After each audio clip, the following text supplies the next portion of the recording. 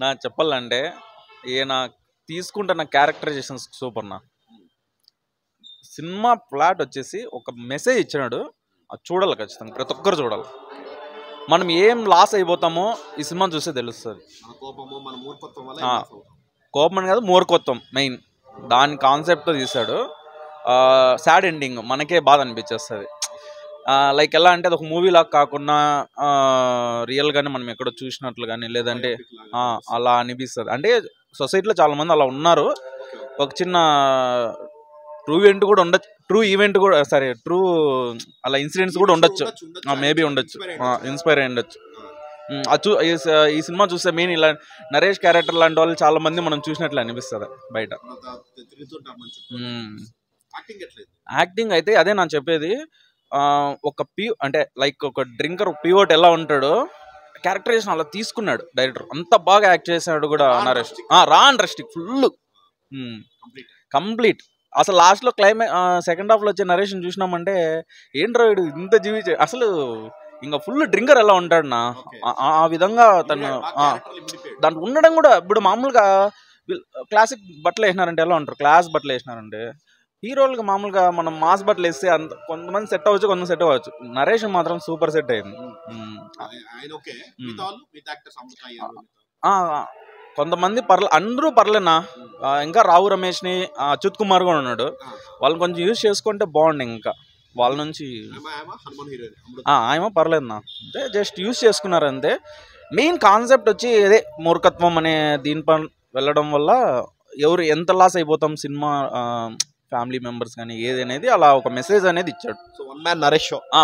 నరేష్ మాత్రం పీక్స్ నా యాక్టింగ్ మాత్రం. ఇలా చూసాం ఉగ్రము, ఇలాంటి డిఫరెంట్ క్యారెక్టరైజేషన్స్లో చూస్తున్నాం మనం నరేష్. ఆయన ఇంకా నాకు తెలిసి కమెడియన్ నరేష్ ఇంకా లేదు. ప్రతిదీ సూపర్ ఉన్నాను. ఆయన యాక్టింగ్ మాత్రం కేక. కంప్లైంట్స్ ఉన్నాయి, రైటింగ్ కొద్దిగా డల్ ఉంది, ఇంట్రెస్టింగ్ అంటే కొంచెం లాగ్ అనిపిస్తుంది నా. ఎంతసేపులో అదే చూస్తూ ఉంటాము. సో ఎందుకంటే మెయిన్ ఆ క్యారెక్టర్ చుట్టూనే ఉంటుంది కాబట్టి సినిమా మనకు కొంచెం లాగ్ అనిపిస్తుంది. ఆ రైటింగ్ అంటే ఓ టైప్ ఆఫ్ స్లాంగ్ ఉంది నరేష్ది, అది ఎక్కువ కనిపించడం వల్ల డైలాగ్స్ ఏమి ఉండవు ఎక్కువ. ఎందుకంటే ఈ క్యాండిడేట్ ఎవరితోనూ ఎక్కువ ఇన్వాల్వ్ అవ్వడు, సో మాటలు కూడా తక్కువ ఉంటాయి ఆయనవి, యాక్షన్ ఎక్కువ ఉంటుంది. అంటే ఆయన అదే అట్లా ఉండదు. లాగ్ ఉంది నాకు చెప్పరు. అది ఎంటర్టైన్మెంట్ అస్సలు లేదు నా.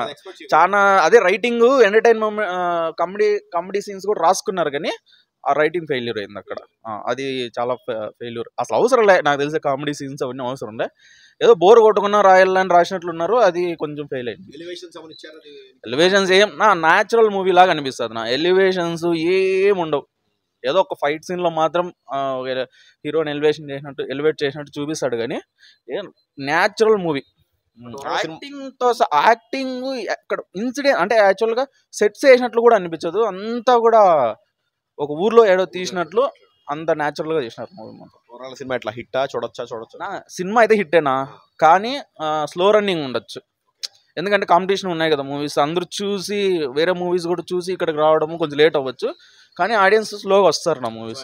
ఎక్స్పెక్ట్ చేసే వాళ్ళు అయితే కొద్దిగా కష్టం. ఇంకా మనకి సంక్రాంతి వరకు మళ్ళీ లేవు కాబట్టి ఈ 10-20 డేస్ బిఫోర్ ఇంకా ఏమంటారు కాంపిటీషన్ వచ్చిన మూవీస్ కానీ ఏదైనా మంచిగా ఉంటే తప్ప చెప్పలేం. కానీ ఇదైతే బాగుంది ఇప్పటి వరకు అయితే. నేను ఇదే ఒకటే చూసిన, ఇంత వేరే సినిమాలు ఏం చూడలే.